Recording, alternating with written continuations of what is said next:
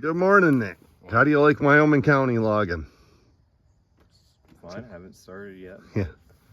We've been in Wyoming County for a while. We're in cast isle today, cutting some hemlock. Logging with a tractor today. Just getting the saws ready and stuff. If you notice, here, grab the phone. I've got the right gear on today, the stuff I should wear. Cutting hemlock, it's so limby and branchy. Cutting for a tractor, I'm just sitting there nose to the grindstone cutting. I ought to have some chaps on, and I always wear the hard hat and stuff. Got my wedge pouch with me and everything. Just getting prepared for the morning. Cutting 25-foot hemlock, and we should fill the landing out here. We'll try to show some hemlock techniques and softwood techniques throughout the day here. Doing something I normally don't do, and normally don't file the rakers without a gauge. I recommend using a gauge, but we're cutting softwood today. I could set those rakers a little more aggressive in softwood than I do hardwood. Using the Johnson Red 2172, or what is it really? It's a Red Max 7100. The later version of Johnson Red. Now they're all just badged Huskies, and they always have been the same as a Husky. Top handle and air cleaner is a little different, that's about all.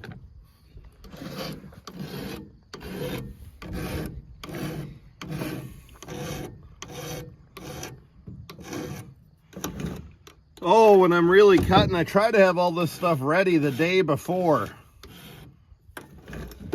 But we didn't do it. We were hitching horses last night, trying to get a video out for you folks.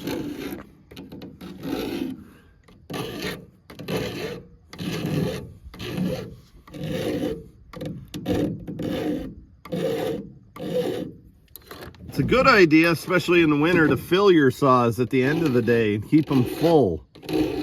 There's less condensation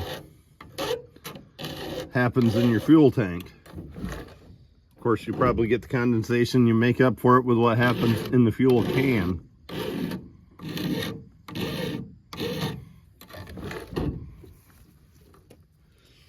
I've already filed the teeth on this saw. What I'm not sure about is the bar. I haven't been running this saw.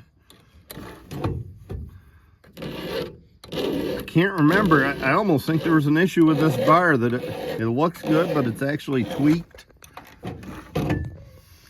Pretty sure I'll remember about the time we get that first hitch down. You'll hear a bunch of naughty words.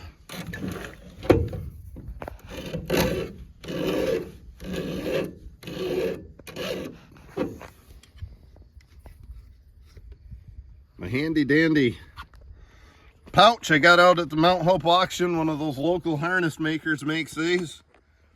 Haven't used it yet, but looking forward to it.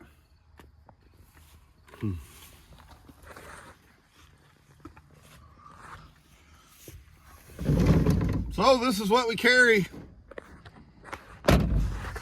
Gas and oil, axe to drive wedges or chop myself loose if I get pinched. Of course, the saw.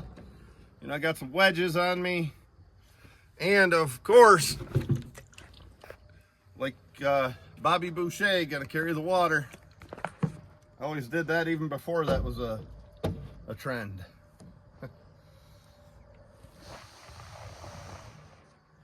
Oh yeah, air cleaner.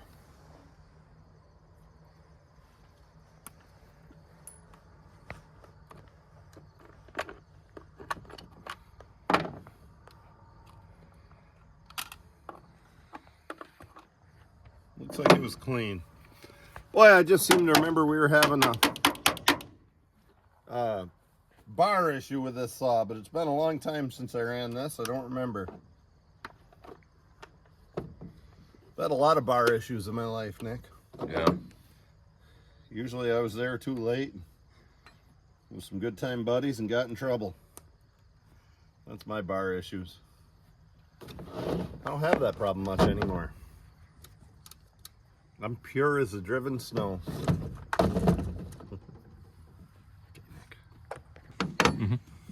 The tractor man's going to be a bit before he gets back here. It's Brian Armisen. We're working together. We're using his tractor on this one. So before he gets back here, oh yeah, we got the 8-tooth sprocket on there. Let's just make sure this bar's okay. That chain's cutting well. Of course, you see it's been pinched here.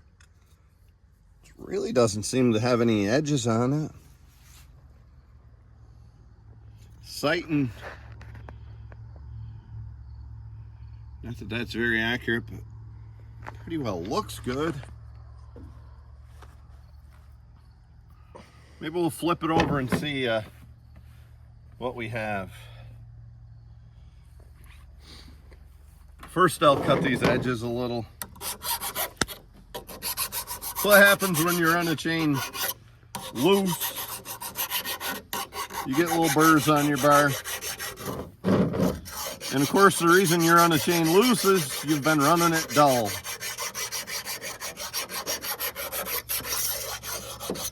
I'm not one to run a dull chain when I'm cutting trees. I am one to run a dull chain on the landing because you're always in the damn mud, and then the logs get dragged through mud and rocks and stuff.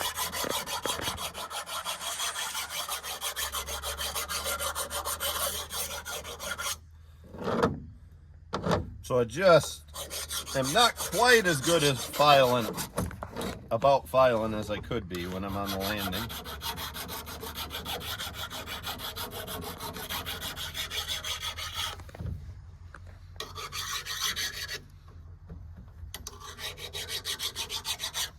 A little bit of burrs there.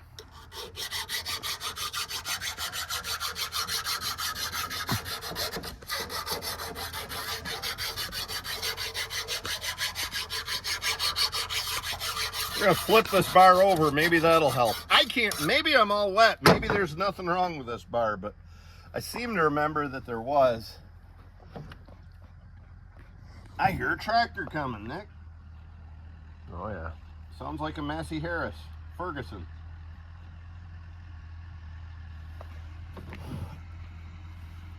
I was hoping to have this done by the time the tractor got here.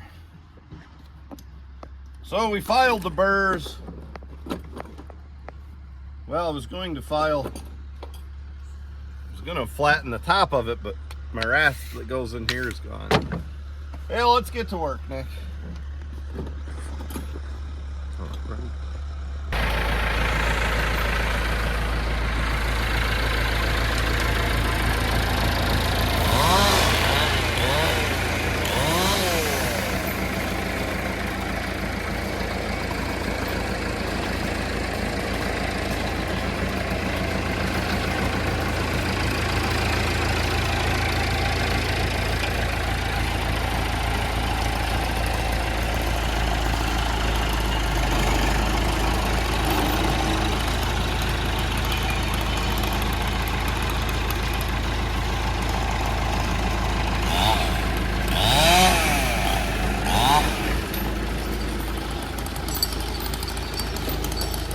One way to get the table out. Yeah.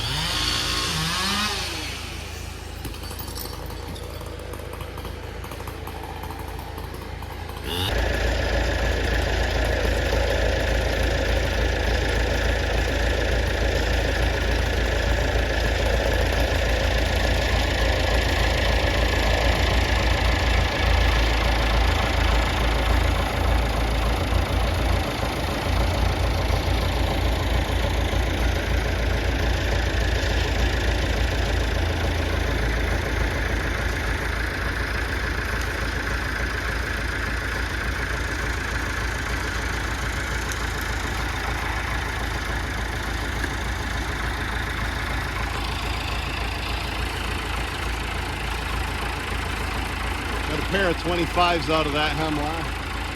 Brian's gonna pull it ahead. We're gonna cut them in half and just get them to landing and we'll get some more ready for them. nice good sport in over here in the cast iron.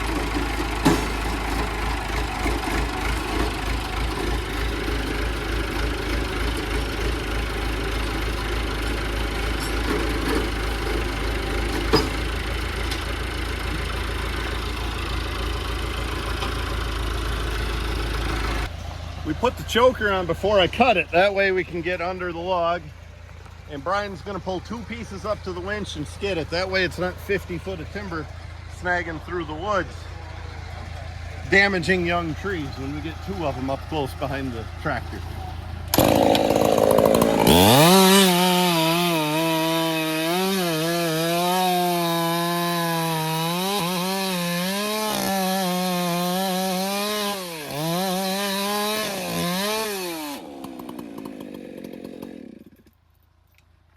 Try taking that one.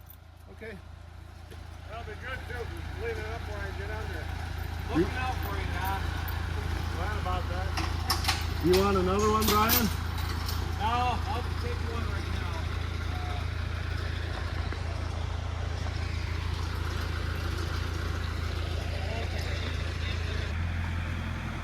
now. Well, we got our first tree out of here. The stump is over there. We're gonna put these next 2 right in that same area. We're gonna follow them between those little hemlock. First step I'm going to do is get this brush out of the way. So I got a good footing, good spot to work. Then we're gonna notch it and cut it.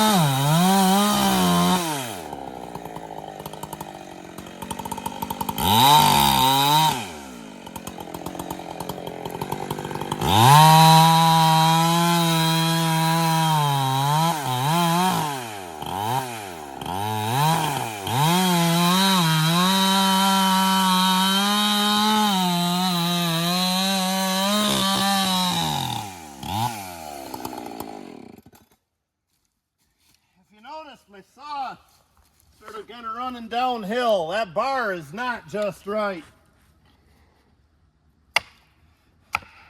We got an extra one on the tractor. Boy, the eyeball doesn't show me anything wrong with that bar, but something is.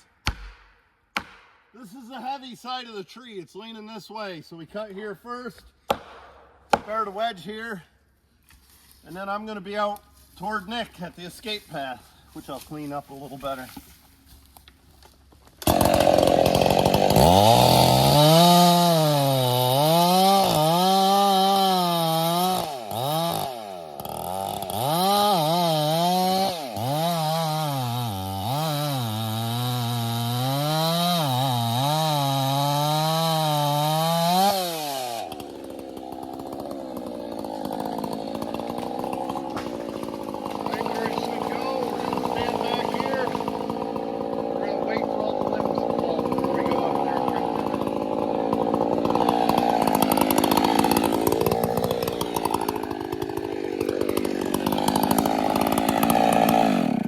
What a poor bar looks like. Scalloped.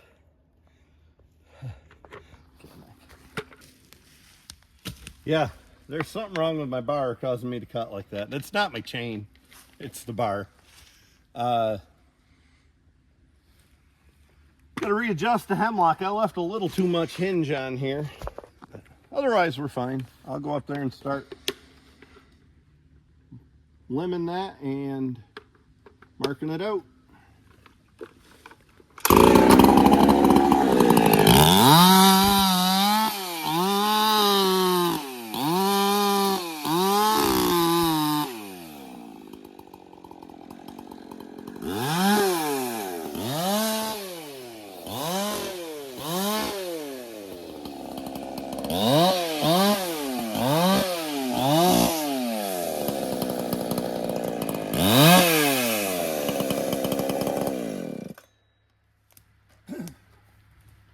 Best way for me to handle softwood is to slide. I walk down one side of the log and I slide my saw right along the log, and then I can cut here, I can cut here, and I'm not lifting the saw, I'm sliding it most of the time.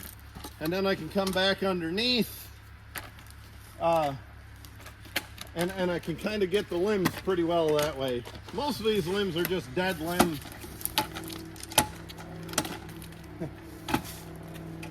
You know, as soon as you bump them, they fall. But that's my technique.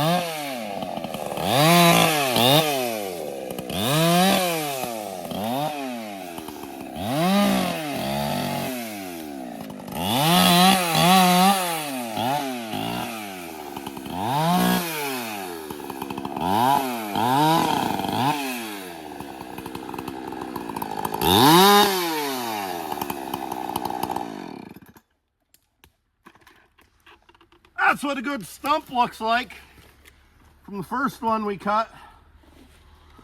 So we trimmed the bell while it was standing. We got a nice amount of hinge, plenty of hinge. I can cut that hinge back a little. Cut the center out so it doesn't split. Obviously the tree went where it should. Chainsaw, let's talk about chainsaw. This is a 70. I have my glasses on. It's a Red Max 7100. Johnson Red, when they were grasping for straws clinging to life there a couple years ago, changed their name to Red Max. It's a Johnson Red. Identical to a 372 Husky. One of the best saws ever. I grew up a steel guy, and I have a lot good to say about steel. But boy, this 372's tried and tested. They were the 271, and then the 371, and then at some point they changed the chain tensioner here instead of in front. Called them a 372. I can't remember what other changes they made. Put a decompressor on them at some point. The basic saw is the same as it's been for a long, long time. They're a great saw. They're good power to weight ratio. They're about 72 cubic inches. Husqvarna's easy to tell your cubic inches. It's right around the same as the last two digits, as the last numbers. So this is 372, 72 cubic inches. I also use a 390, 90 cubic inches. You know, like their 55 Rancher, 55 cubic inches, roughly. Well-balanced saw. Always had a lot good to say about a 372. I grew up cutting with steels, you know, 41s, 51s, and we went to something else, 38 Super, and then the 44s and 46s and all that, 66s. And they had rubber anti-vibration mounts, and you could yank the hell out of them. And you shouldn't, but you could. And then I switched to these and, you know, broke mounts because I was yanking too hard. I haven't broke a vibration mount in years because hopefully I'm smart enough not to pull on them, which is bad on your clutch. And, you know, right into the engine parts, it's bad. I'm running an 8-tooth sprocket on here. The sprocket that turns this chain has 8 teeth on it. It's a little bigger than some. It gives you a bigger wheel, like a 10-speed bike. A bigger wheel makes that chain turn faster, but you got to keep it sharp. Great saw. I got a lot of good to say about a 372. And hey, you know, Steel's counterpart, the old 44 and then the 46, they were good saws too. Got a lot of timber with them. I didn't love a 441 Steel, and I thought I would. And I had a 461 I didn't love, but I did like the 462 steel.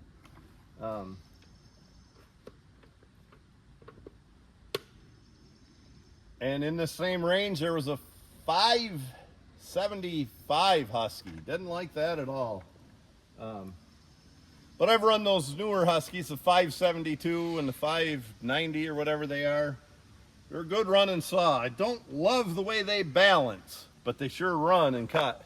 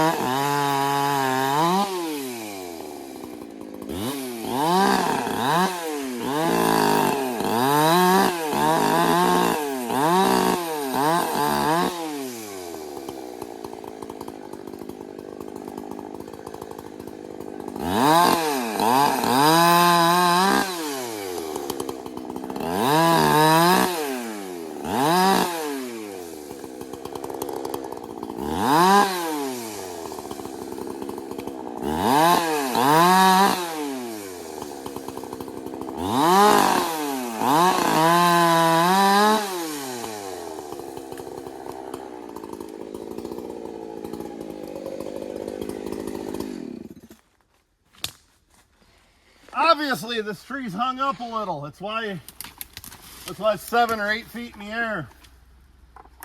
This is a beech tree anyway, and it's damaged. We might as well get the damn thing down. We're gonna be real safe about this. There's a lot of pressure on that. First thing I'm gonna do is cut these limbs. So when this does lower, it's not gonna get me. Then I'm gonna cut this stuff up and get myself a nice escape path. Cut this dead beech, and then we're gonna work on this. We'll show you the technique when we get to it.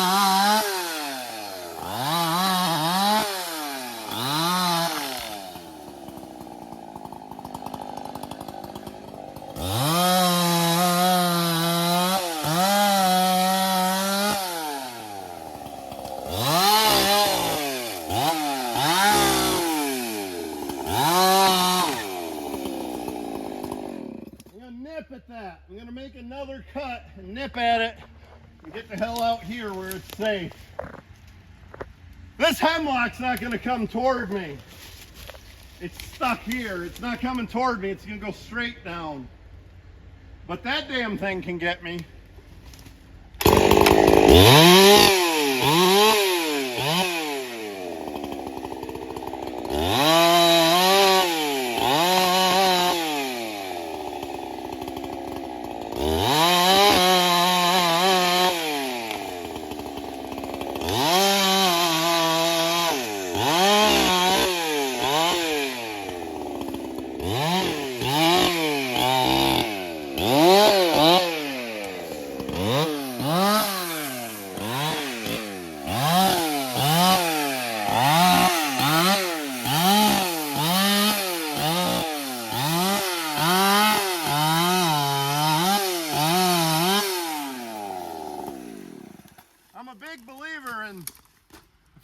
smash a tree like that, or leave one of these tops hung a little, cut them right down nice and low. It looks better.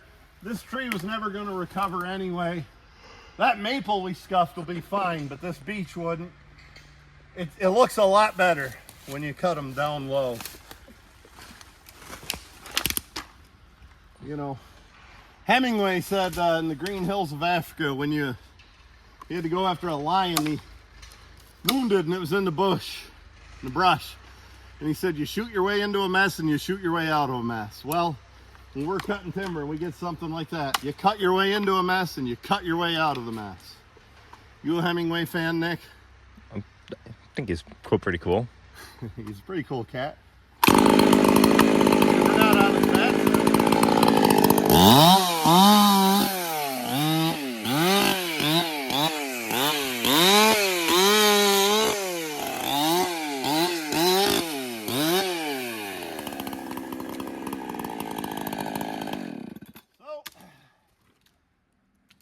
Go down there. We're going to try to get a couple of 25s out of here. Maybe see if we can get that other big hemlock down in here also.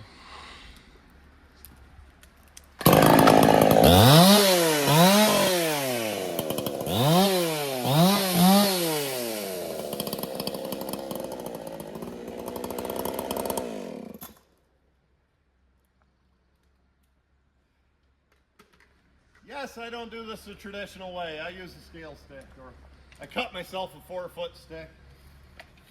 4, 8, 12,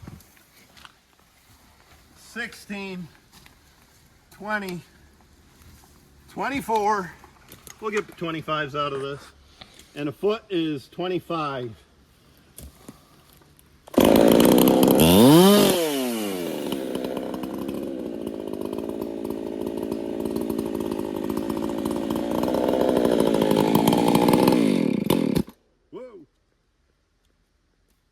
The reason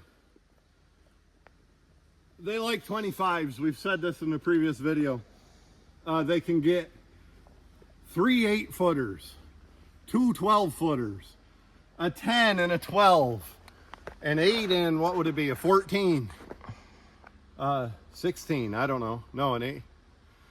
Yeah, an 8 and a 16 if they want. It gives them a lot of options, and that's what the Amish like when they go to their sawmill, because they don't know what their orders are ahead of time.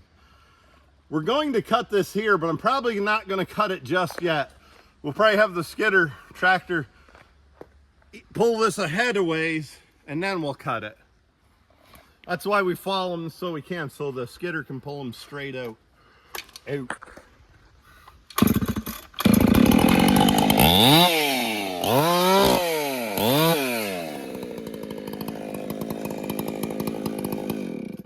That mark is just to tell me where to cut it.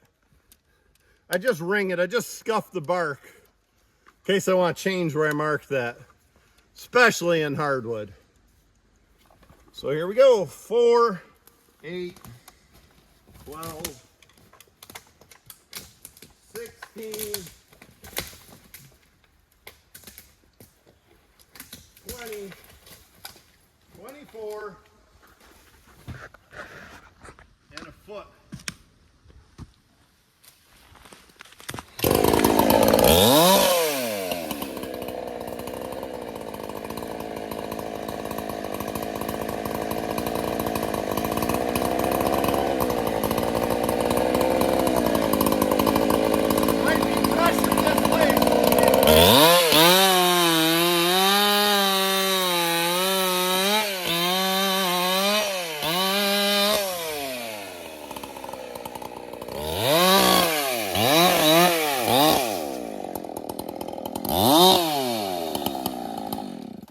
Fairly well done. Well, I changed my mind. We're not going to cut that one next. And the only reason is, if I'm not done getting that limbed and cut up, that'll make it harder for Brian to get this with the tractor. So we're going to cut this one behind Nick next. Then we'll go back to that original one and follow it in here also. If I was cutting for a bigger skidder, I'd probably cut both of them, lay them right out here, and we take them both by the butt. The key is to lay out your hitches well, but you know, 60 horse tractor like we're using, it's kind of a one tree at a time deal. Not a lot different than our hosses.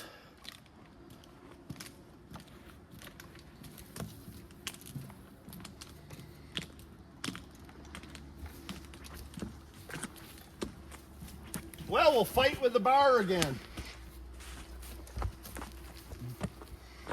You ever get in a fight at a bar, Nick? No. That guy eyeing you up one day, and then he kind of decided he didn't want nothing to do with you. I don't even know if you noticed. What was that? Lake house. Oh.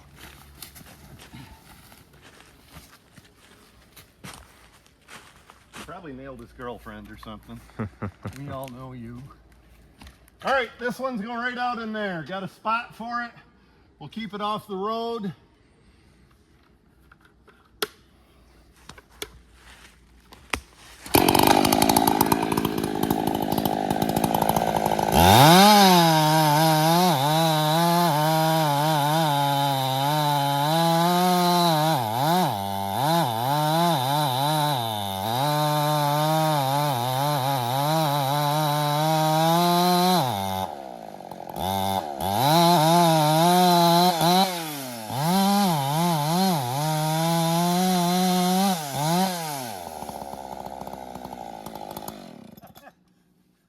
Say something, but if you notice, when I made my down cut, my shield was up. I'm old school. I grew up logging before these were invented, and I know where the sawdust and chips are coming out, and I don't put this down until I make my up cut. And I've tried to get over that habit, but it's just bred into me, I guess. Maybe not bred into me, but I've ingrained it into myself. So we got a notch. It tells us the tree's gonna go about where it should. We're gonna cut our center out of the notch. Kind of looks like the heavy side of the tree's over there, so I'm gonna start on that side, finish over here.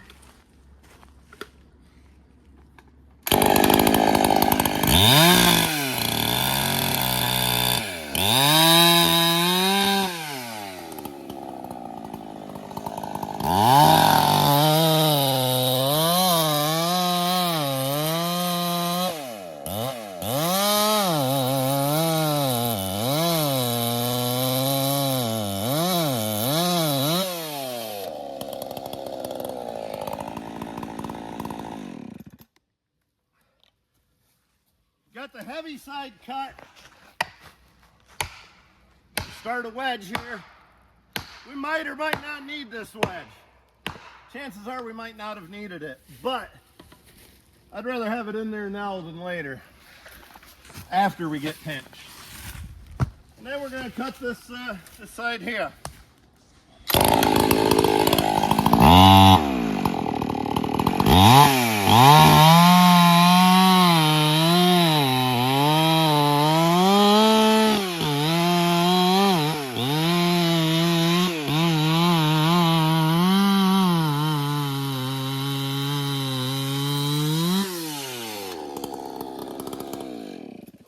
When he gets back with the tractor, the new bar gets here.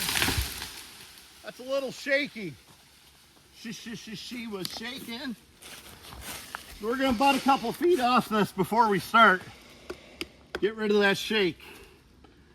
We don't need any Dutchmen complaining that we don't cut good logs for them, huh? Yeah.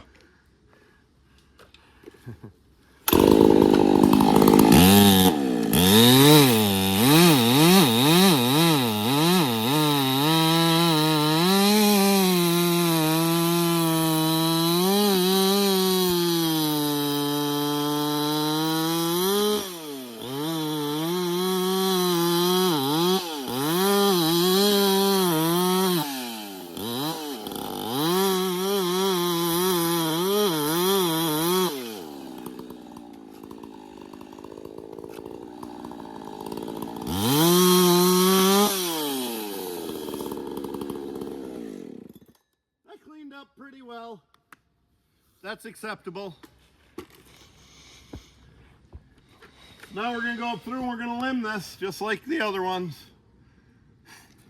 I suppose we don't need to make this video several hours long because it's redundant.